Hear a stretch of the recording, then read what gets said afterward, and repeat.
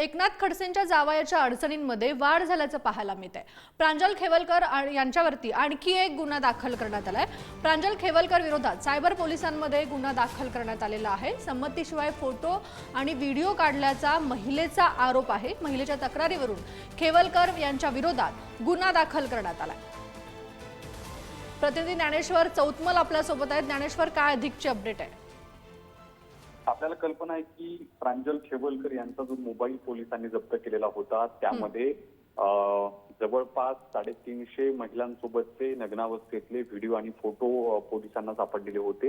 यातलीच एक जी महिला आहे ती समोर आलेली आहे आणि तिनं सायबर पोलिसांमध्ये तक्रार दिलेली आहे आणि याच सगळ्या तक्रारीवरून प्रांजल खेवलकर जे रोहिणी खडसेंचे पती आहेत, एकनाथ खडसेंचे जावई आहेत, त्यांच्यावर पुण्यामध्ये आणखी एक गुन्हा जो आहे तो दाखल करण्यात आलेला आहे।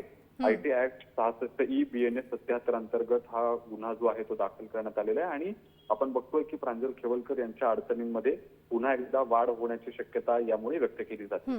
धन्यवाद ज्ञानेश्वर, तुम्ही दिलेल्या माहितीसाठी।